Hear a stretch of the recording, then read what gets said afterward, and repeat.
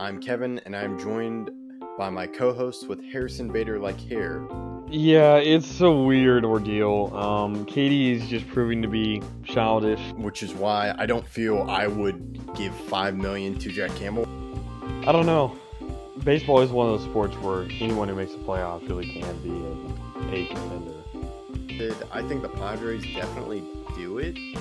I don't think Donovan Mitchell gets traded. Kyrie Irving does have the track record of not being a great locker room fit, or even good locker room fit. Bader got some luscious locks, I gotta say it. This is Zach Bigley, the broadcaster for the Frisco Rough Riders, and you're listening to Outsiders Opinions with Kevin and Austin. You guys better subscribe. What's up, y'all? Welcome to our NCAA football game opinions of the week. It was such an anticipated hype for college football 25, and I would say it lived up to it. What do you think, Austin? Yeah. I think people were so desperate for a game, though, that it's going to be hard for it not to live up to the hype. But it was a very good game. And not to spoil anything regarding the video, but I will be getting 26. I expect 26 to be even better than 25 was. Now, the hype won't be as severe because it wasn't a decade since the last one released. But I do think that it will be the better game. Now, whether or not the extent to which it's better, we'll see. But 25 definitely lived up to the hype, and I had a very good time playing it. I was in a dynasty with a couple of friends, and we played it for like a month and a half straight, like during December, January, and that kind of gassed some of us out. We had to take a little bit of a break going after that, but when we were playing it, it was a lot of fun, and I'm excited for what they're going to have this year. Yeah, I definitely played a lot of it. I would say December, January. I remember I finally got a couple of dynasty wins, championships, and I had the coaching cycle. I really enjoyed it, and I wasn't really into the game 10 years before, but it definitely lived up to the hype. My thing is what I'm always worried about, especially with EA. You and I complain a lot about like 2K, and EA is not as bad as 2K, but I don't really the yearly release is more just like, hey, it's new players. They will say they fix some stuff, but it feels a lot. Here's my thing regarding 2K really quickly. I don't think 2K has a problem where they release the same game every year, because I wouldn't have stopped playing 2K in December or November if that was the case. I think 2K25 is horrible.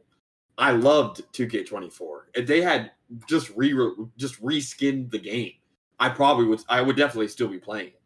2K just, I think, has a problem where they make the game bad so that the next year it's really good and people want to buy it. I think that's what 2K has a problem with, is making their own product worse intentionally so that people will buy it further down the road. Because I bought this one thinking this one was going to be good, but now everyone's saying that 2K26 is going to be really good, so I'm going to buy that. And then when it's really good, I'm going to buy 27, and 27 is bad. You get what I'm saying? Yeah, I see what you're saying. And yeah, I remember with Madden, it was really like, okay, this is kind of the same thing. It's just new rosters. And to me, you can once you figure out like, hey, I can download a roster from the shared files. I more went to the route of every other year I bought a Madden game. And then that was kind of when I was playing video games a lot. And I love playing Dynasty, but I just stopped playing to stopped playing through the past few months of games. So that's where I was interested, because I know you're buying it. And if I was playing, I don't know, even if I was playing video games more, if I would still buy it, because I am kind of wary of, is it kind of going to be with Madden where it's kind of the same thing and there's no real point? It's every other year to me is where you get that gap. I don't think this is going to be the same game. There's a lot of problems in the previous game that are going to be fixed. I think for the casual player, the player who doesn't play, the reason why, again, 2K, I think, has never really been a reskin for me, because I thought 23 was also atrocious, and 25's atrocious, but 24 is amazing, is that I play the game a lot, and I play it pro-am competitive, like not like competitively like for money, but competitively like we are playing to win every single game. So the skill gap is noticeable when the game is just really bad. Like it's just everyone can get to the same level if you just level up your player. Like for example, this year, if you give a 99 rebound and you have Hall of Fame rim chaser, you're going to get every board, like every single board. So that's a problem that is in the game that makes it very hard to play. Now in college football, because the group of guys I play with are also extremely good at college football, or they were good at Madden before. So those games, like you can tell the small differences. Like one of the big problems we had was the fact that we did a UTEP, New Mexico State one because we like to be close together, but also not be that good at teams. So we thought that was a good alternative. It's just make that like us all in the same conference and we'll play. The amount of games it rained, Kevin, was insane. And I mean like an ungodly amount of rain for no reason. We're in the desert. Like we're not even in like a kind of not rain spot. And it's raining 5 to 6 home games a year. That's almost every home game. So the realistic part of that matters because your guys drop the ball more in the rain, like a lot more, which is realistic, but we're playing in the desert. It doesn't rain. I had a snow game at UTEP in October. That has never happened. In the history of mankind, that has never happened. Right? So that affects gameplay. Like your guys play worse. Like if it was just purely for fun, right? Like maybe that's fun. We're playing a snow game in El Paso in October. But when we're in a tight game, like this is a game against one of my friends, and we're the 1 and the 2 team in the country. I don't want a snow game in October that's going to make my passing offense atrocious, right? Do you get kind of what I'm saying? And that now, when I bring that up is I know that you can change that. Like you can decrease the amount of chance you have to have extreme weather games. And for El Paso, that's the rule we're going to make when we start it. It's just if we're in a spot that should not have that much extreme weather, just decrease the chances. Now, if we put it at 10% and we get a heavy rain game, sure, we'll play it. But the odds of us getting that game are so much lower now that it is worth just playing it for that. Because, again, those differences made a lot of, I mean, we were in the Big 12. We moved our teams to the Big 12, but like Big 12 regular season championships were decided on a rain game in El Paso. So, like, that's just not a realistic turn of events. Okay, yeah. If it was more New Mexico, I remember I did do some camping in New Mexico, and it rained basically every day for a little bit. But yeah, where were you in New Mexico? That's a very good question. Because Las Cruces, where New Mexico State is also the desert. Like it is complete desert. It's Philmont, but I don't know where Philmont is near. Can you spell that really quick? Philmot. It's a Boy Scout camp. It's near. Oh, jeez. Philmont or Philmont? Philmont. Mont. It's located in Colfax County, New Mexico. Okay.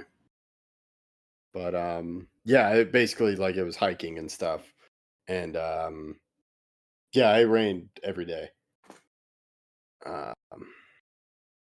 It's near Cimarron, New Mexico, which I'm not sure.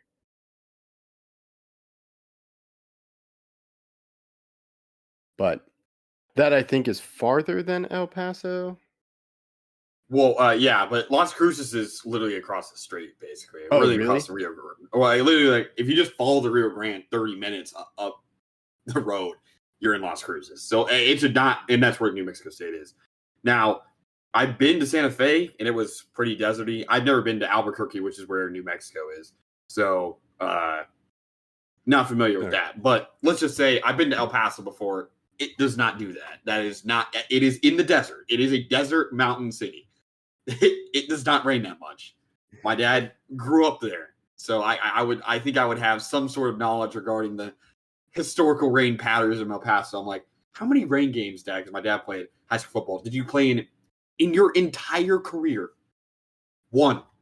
He remembers one game that he played his entire 4 years of playing high school football, or 3 years because he went to a school that like where high school started in 12th or in 10th grade.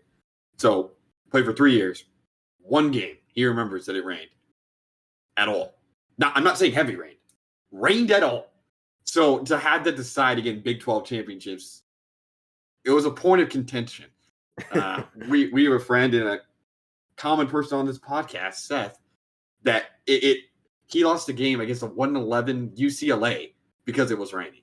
So we're liking, again, this long story short, the fact that you can edit the chance that you have extreme weather or turn it off completely, I think is a very good addition because I can't build a dome for UTEP, right? But like teams like UNLV, they play in a dome because they play in the Raider Stadium. I don't know if you know that.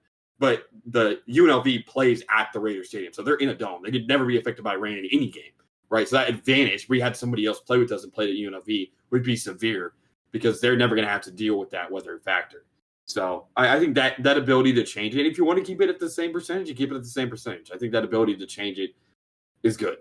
You also can change how much it affects your players. So if you want it just to be like raining, but you don't want it to affect your players, though, you could do that. We're not going to do that. If it's raining, it should affect your players.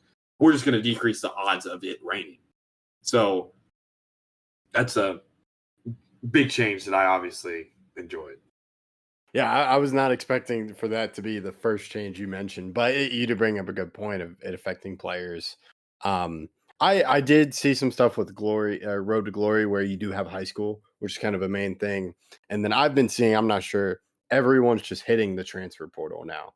A lot of yes, people, you have to. So you can, which is realistic. But the problem is with the game, from what I've seen, is that you can't really add players back fast enough. So like some teams, like I know, again, Seth was telling me about, he was watching this guy in Coastal Carolina for him. He wasn't Coastal Carolina, but so like the AI was, but they went from like whatever role they are this season to a 55 with like 51 or 0-star players. So definitely a problem there, and decreasing the amount of people who can transfer. But you can't obviously do that. Like if it was a lot more people transferring, but you couldn't edit the amount of people that could transfer, like you could max it out if you want to, instead of having it like unlimited, then I would have a problem. But the fact that we already discussed, we're going to set it to 15 players can leave, right? At most. That makes it pretty easy for us to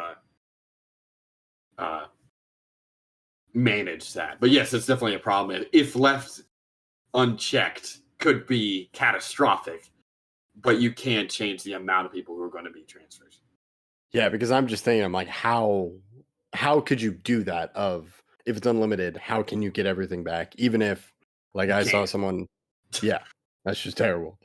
Because like, but you're not guaranteed. Even if you do unlimited, you're not guaranteed to have anyone leave. It's based on their happiness and their spot on the team, like whether or not they're going to be on the team next year, like play, or if the team is doing well. So it's not guaranteed, but if you do bad during a season and you also have a lot of seniors, like that lower class is completely toast. Like it is, everyone is gone. The sophomores and freshmen are gone. Yeah. So that was one thing I saw, and yeah, I'm interested. We'll see if I end up buying it. I don't think I'll end up buying it just because of time, and it is an expensive game. Games have gotten expensive to where it's $70, to where I'm like, I think I can just wait every other year. And my favorite school, Mizzou, is going to go much worse because they're losing a lot of players. So I like having the old players in college 25 versus 26. But I am interested. Maybe hopefully we do more videos because I am curious. Like, it would be great if this is a yearly game, to where Madden, of course, is a yearly game, but it's a must buy every year for college football. Because I think you and I constantly praise MLB The Show. That to me is a yearly game, and sometimes they do mess it up. But I do think they do their best to make it better than each one the previous year. They do their best. Sometimes it's not, right? But I do think that they genuinely work to make it a good game. Yeah. And we've talked about them before. So I think as long as I can see that from college football, it would make me feel less skeptical of each yearly release as I am with Madden 2K. And yeah, that's pretty much it. So that is all I have. I'll let you close this one out. Yeah. Please let us know whether you guys are going to buy college football if you're excited for it, or if there's a reason why you're not going to buy it. Please let us know.